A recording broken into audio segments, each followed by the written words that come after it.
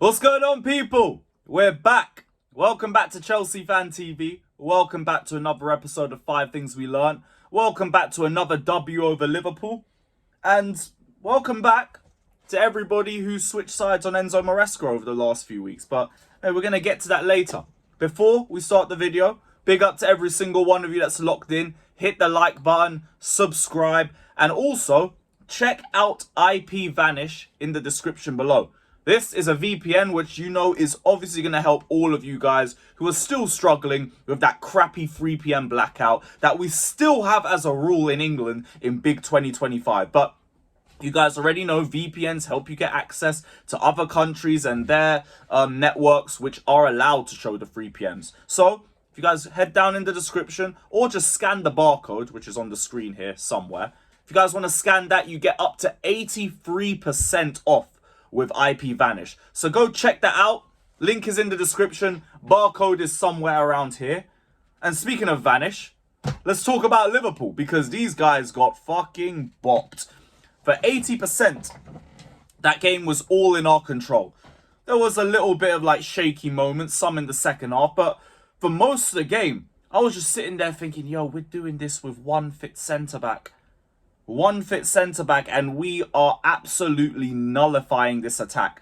Although, with some players, Mo Salah, they were nullifying themselves because Mo Salah, this brother looked straight cheeks. How you have 3 chances and you put all of them wide as a player of your caliber is insane. But we're not here to talk about these bums. We're here to talk about the reigning, defending, undisputed heavyweight champions of the world, the gargantuan, superior, incredible and inevitable Blues. Because they cooked again on the big stage. And it is just a Chelsea thing.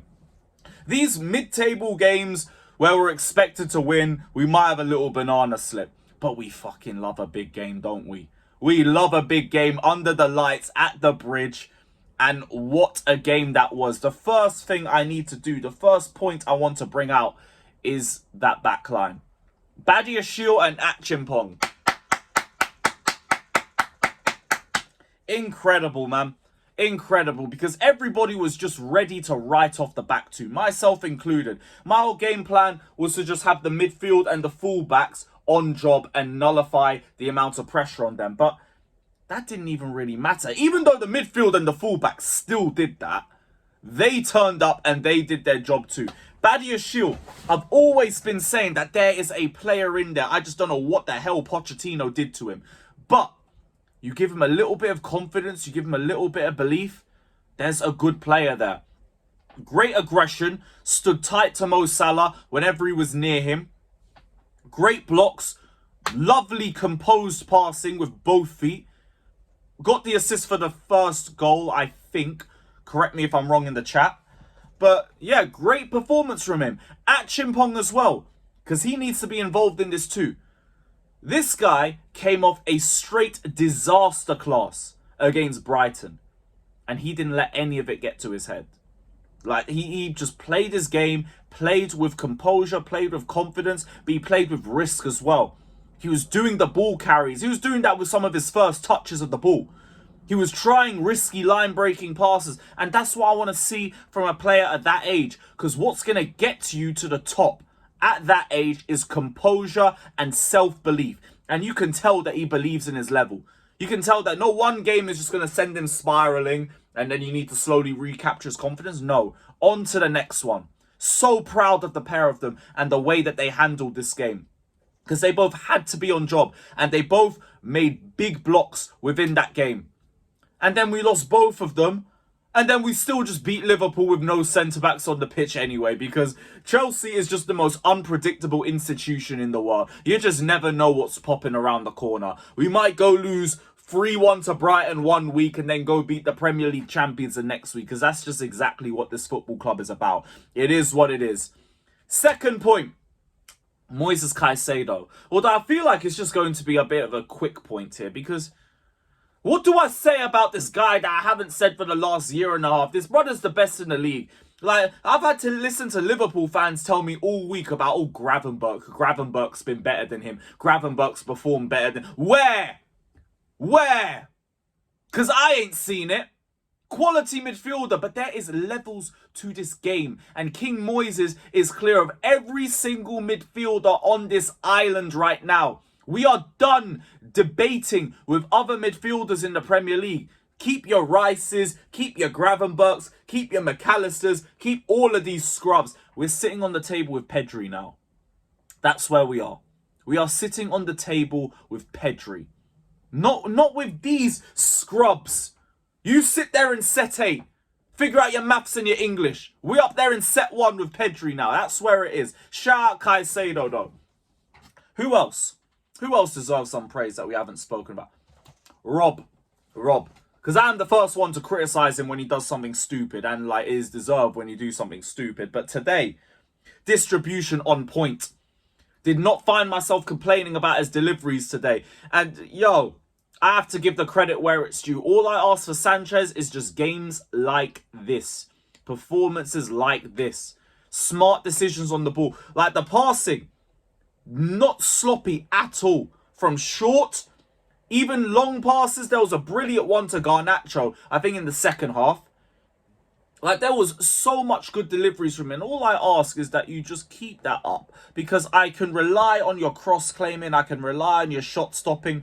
What I can't rely on is if you're going to give the ball to the opponent with nearly every other pass.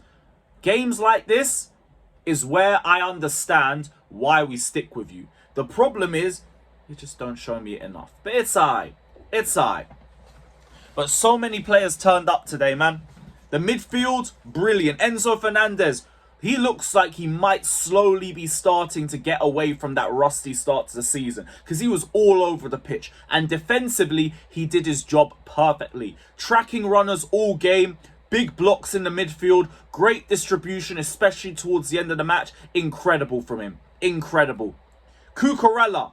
This guy's intensity is just nuts. Because he'll be there on one side just sticking tight to Salah like a rash. Then the next one, he's going to be bombing forward. Then the next one, he's bagging the assist. And even for that assist for Esteban, I have to give the praise because he could have done the lazy thing. Made the early run, didn't get it, just stood there. I've seen enough forwards do that. He came straight back, got himself back on side, made the darting run again, got the assist. That is the intensity. That is the mindset that I want every player to have. If we could have 11 Cucurellas, we'd be winning everything in this sorry sport. Best in the league, best in the world in his position. Cry about it to your mother. We don't care, man. 4th point, Enzo Maresca. See what happens when it's 11v11 on the pitch. The bullshit that I was hearing over the last 2 weeks because we weren't beating teams 10v11 is insane. People can tell me, yeah, you can still manage games better down to 10 men. Fact is, as much as that's a decent point, it's a one-man disadvantage. You want to turn on a manager that just won the World Cup 85 days ago because he's not winning games with a one-man disadvantage. You're stupid. You're dumb. And you don't want what's best for this football club. 11v11, we beat the Premier League champions. Man, were telling me we weren't even going to do that 11v11 and there wasn't even any hope. You see the difference in what Maresca is going to do 10 men versus 11 men because he trusts he doesn't trust the back line to handle being down to 10 men.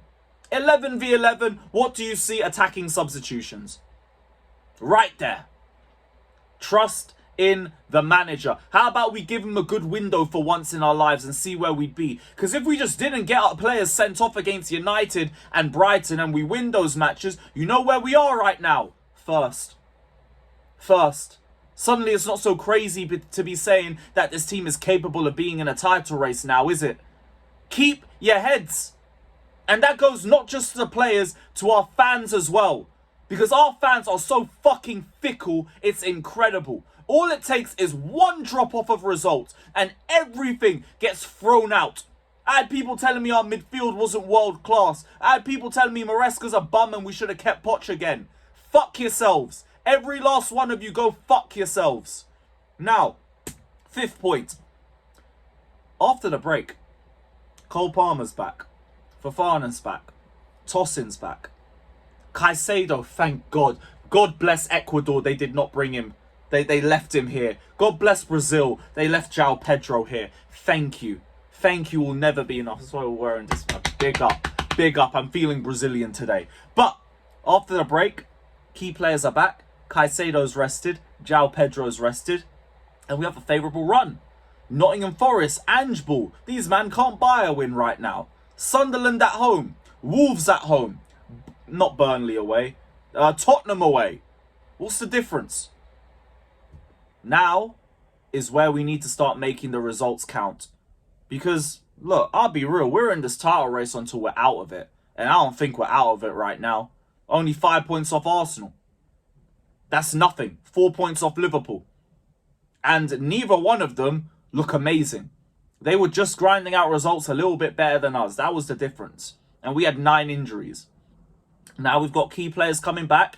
Make it count. There it is. I lost where the lens was. But yeah, these are all my thoughts. Big up every single one of you. Hit the like button, subscribe. All you Maresca outers, suck my dick. And we're out. Up the Chelsea.